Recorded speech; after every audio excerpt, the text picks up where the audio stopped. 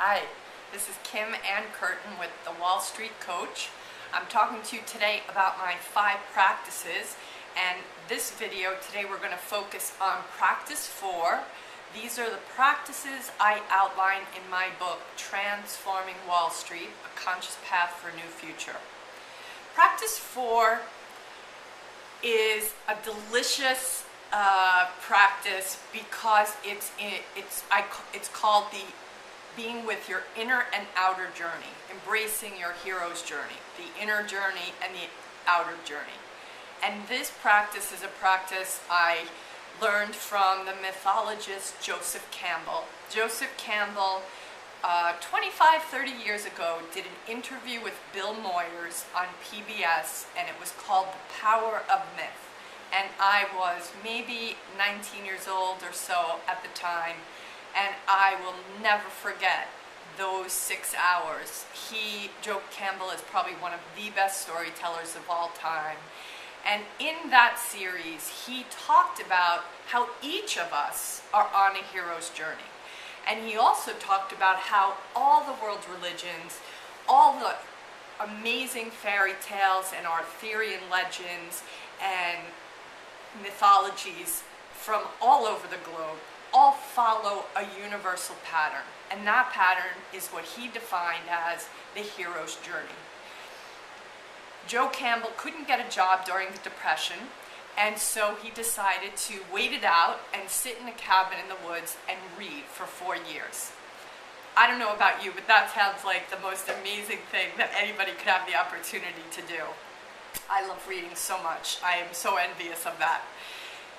In those 4 years, he read all about the different world religions. He read all about mythology and about all the stories of all time, and discovered, as he read through them, this pattern that showed up again and again.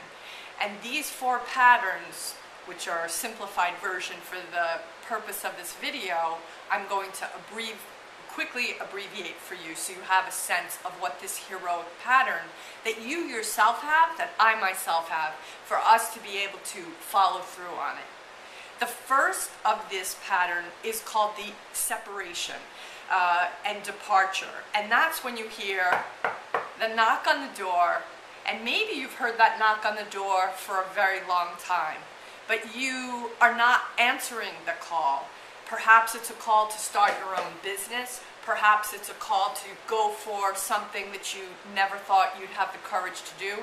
Perhaps it would be to write a book. Certainly was a call that I heard for a long time and didn't listen to until I finally did.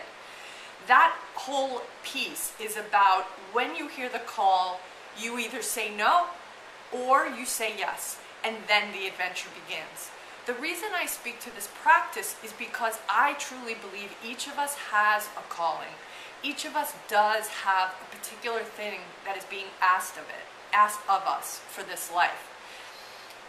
Finding the courage to listen to whatever that call is takes time, and that's part of why I feel this practice is so critical to us having lives that are really satisfying and careers that are satisfying. Practice 2, the act 2 of what this hero's journey is known as the descent. And that is a death of some sort. Sometimes it's a literal death, sometimes a metaphoric death, sometimes it's a death to an ideal or to a relationship. And in that death, there's also resurrection. There is also this sense of something being born. You could liken it to a caterpillar becoming a butterfly. There is a transformation that has to happen, but to have that transformation, you have to go into darkness, just like all things do to be born. Act 3 of the heroic journey that I believe, again, each of us is on, is an initiation of sorts. If you think about the initiation of Luke Skywalker in Star Wars, and the initiation of Harry Potter, or the initiation of Nemo in The Matrix, you are getting a sense of initiation. If you know my story about how I became the Wall Street Coach, I sat outside the stock exchange that critical day and gave my coaching away for free. That day was very hard for me to do. I felt embarrassed, I felt scared I'd be judged, but I was so committed to being a coach that I was willing to face that dragon, to face that fear of humiliation, and that was my initiation into this work that I now do. So we all on our hero's journey will have an initiation of sorts, and we may not always pass that initiation. But if we do, then we get to go on to the fourth part, which is the return, which means we have succeeded at that initiation, learned what we've needed to learn, and now it's time for us to return back to the people, back to the community, back to the corporate structure, back to whatever it is, that place you once left, to bring the wisdom and the knowledge. That is a very small encapsulation of what the heroic journey looks like. And practice 4, and the reason I call this practice 4, is I believe that each of us, being able to see and understand where we each are on our hero's journey, helps us get to the next step, the next act in that journey. Now you may say to yourself, Kim, I'm no hero, but what I would say to you is actually you are a hero. You don't have to be heroic in the way we understand heroes from Hollywood. But what you can be is a hero in your own life with the people that you deal with every day. You may not have very many interactions with people, but I promise you the ones that you do have will not forget the impact that you have on them. And for you to embrace all of who you are and what you're really here to do is truly why I believe each of us were born. So I hope this gives some clarity.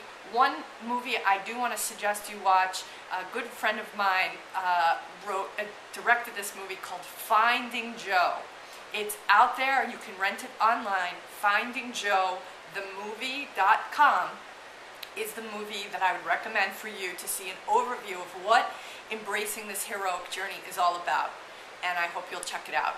I look forward to seeing you next time where we'll talk the last of the practices, practice 5, and I thank you for tuning in. I'm Kim Ann Curtin again with the Wall Street Coach. Thanks for watching. Bye.